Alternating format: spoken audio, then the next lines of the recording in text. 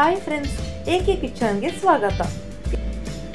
ಇವತ್ತು ನಾನು ಕೇವಲ 3 ಇಂಗ್ರೀಡಿಯೆಂಟ್ಸ್ ಉಪಯೋಗಿಸಿಕೊಂಡು ಸುಲಭವಾದ ಒಂದು ಸ್ವೀಟ್ ರೆಸಿಪಿ ತೋರಿಸ್ತಾ ಇದ್ದೇನೆ. ಮೊದಲಿಗೆ ಒಂದು ಮಿಕ್ಸಿ ಜಾರ್ನಲ್ಲಿ 1 ಕಪ್ನಷ್ಟು ತೆಂಗಿನ ತುರಿ ಹಾಗೆ ಸ್ವಲ್ಪ ಏಲಕ್ಕಿ ಹುಡಿಯನ್ನು ಹಾಕಿಕೊಂಡು ಇದಕ್ಕೆ ಅರ್ಧ ಕಪ್ನಷ್ಟು ನೀರನ್ನು ಹಾಕಿ ರುಬ್ಬಿಕೊಳ್ಬೇಕು. ನಾನಿಲ್ಲಿ ಅರ್ಧ ತೆಂಗಿನಕಾಯಿಯನ್ನು ಪೂರ್ತಿಯಾಗಿ ತುರಿದಾಗ 1 ಕಪ್ನಷ್ಟು ತೆಂಗಿನ ತುರಿ ಸಿಕ್ಕಿದೆ. ಈಗ ರುಬ್ಬಿಟ್ಟ ಈ ಮಿಶ್ರಣಕ್ಕೆ ಇನ್ನೂ ಅರ್ಧ ಕಪ್ನಷ್ಟು ನೀರನ್ನು ಹಾಕಿ ಮತ್ತೊಮ್ಮೆ ರುಬ್ಬಿಕೊಳ್ಬೇಕು. ಈಗ ಈ ರುಬ್ಬಿದ ಮಿಶ್ರಣದಿಂದ ಹಾಲನ್ನು ಹಿಂಡಿ ತೆಗಿತಾ ಇದ್ದೇನೆ.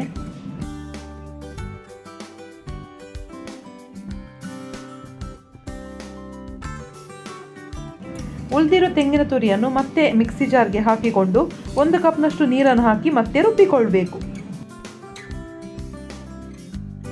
ಈಗ ಪುನಃ ಅದರಲ್ಲಿ ಬರುವ ಹಾಲನ್ನು ಹಿಂಡಿ ತೆಗಿಬೇಕು. ಈಗ ನನಗೆ ಪೂರ್ತಿಯಾಗಿ 2 ಕಪ್ನಷ್ಟು ತೆಂಗಿನ ಹಾಲು ಸಿಕ್ಕಿದೆ. ಈಗ ಒಂದು ಬೌಲ್ನಲ್ಲಿ 6 ಟೇಬಲ್ ಸ್ಪೂನಷ್ಟು ಕಾರ್ನ್ಫ್ಲೋರ್ ಅನ್ನು ಹಾಕಿಕೊಂಡು ಇದಕ್ಕೆ ಆಗಲೇ ತೆಗೆದಿಟ್ಟ ತೆಂಗಿನ ಹಾಲಿನಲ್ಲಿ ಅರ್ಧ ಕಪ್ನಷ್ಟು ತೆಂಗಿನ ಹಾಲನ್ನು ಹಾಕಿಕೊಂಡು ಚೆನ್ನಾಗಿ ಮಿಕ್ಸ್ ಮಾಡಿಕೊಳ್ಬೇಕು. ಯಾವುದೇ ಗಂಟಿಲ್ಲದ ಹಾಗೆ ಮಿಕ್ಸ್ ಮಾಡಿಕೊಳ್ಬೇಕು.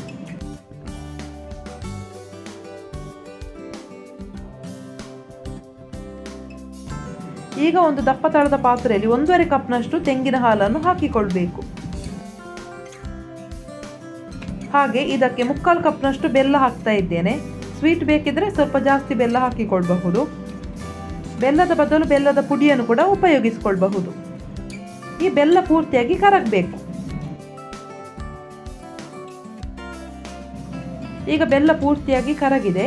ಇನ್ನು ಇದು 1 ನಿಮಿಷ ಈ ರೀತಿ ಕುದಿಬೇಕು. ಲೋ ಫ್ಲೇಮ್ನಲ್ಲಿ ಇಟ್ಟು ಕುದಿಸ್ಕೊಳ್ಬೇಕು.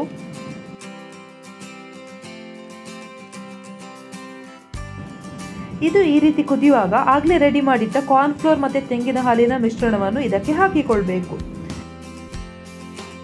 ಇನ್ನಿದನ್ನು ಕಂಟಿನ್ಯೂಸ್ ಆಗಿ ಮಗುಚುತ್ತಾನೆ ಇರಬೇಕು. ಇದು ದಪ್ಪ ಆಗ್ತಾ ಹೋಗ್ತದೆ.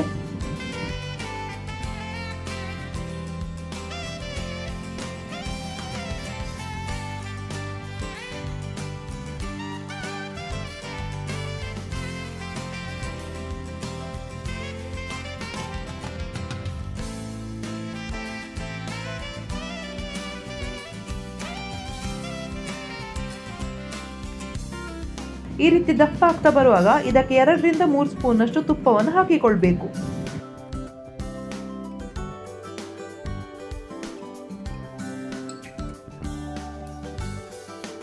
ತುಪ್ಪವನ್ನೆಲ್ಲ ಇದು ಹೀರಿಕೊಳ್ತದೆ.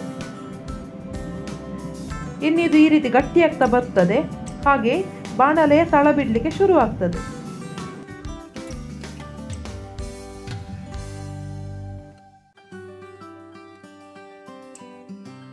ಈ ರೀತಿ ಪೂರ್ತಿಯಾಗಿ ಬಾಣಲೆ ತಳ ಬಿಟ್ಟಾಗ ಇದನ್ನು ಆಫ್ ಮಾಡಿಕೊಳ್ಳಬಹುದು. ಈಗ ತುಪ್ಪ ಗ್ರೀಸ್ ಮಾಡಿದ ಒಂದು ಪ್ಲೇಟ್ಗೆ ಇದನ್ನು ಟ್ರಾನ್ಸ್ಫರ್ ಮಾಡ್ತಾ ಇದ್ದೇನೆ. ಇದನ್ನೊಂದು 15 ನಿಮಿಷ ಹಾಗೆ ಬಿಡುವ. ತಣ್ಣಗಾದಾಗ ಇದು ಪೀಸ್ ಮಾಡಲಿಕ್ಕೆ ಬರ್ತದೆ. ಇದು ಈಗ ಪೂರ್ತಿಯಾಗಿ ತಣ್ಣಗಾಗಿದೆ. ಇದನ್ನು ಇನ್ನೊಂದು ಪ್ಲೇಟಿಗೆ ಹಾಕ್ತಾ ಇದ್ದೇನೆ. ನೋಡಿ, ಇದು ಈ ರೀತಿ ಚೂರಿಯಲ್ಲಿ ಕಟ್ ಮಾಡಿಕೊಳ್ಳುವಾಗ ಒಳ್ಳೆ ಪೀಸಸ್ಗಳಾಗಿ ಬರ್ತದೆ. ಕೇವಲ ಕಾರ್ನ್ಫ್ಲೋರ್, ತೆಂಗಿನ ಹಾಲು ಹಾಗೆ ಬೆಲ್ಲವನ್ನು ಉಪಯೋಗಿಸಿಕೊಂಡು ಸುಲಭವಾದ ಒಂದು ಸ್ವೀಟ್ ರೆಸಿಪಿ ರೆಡಿ ಆಯಿತು.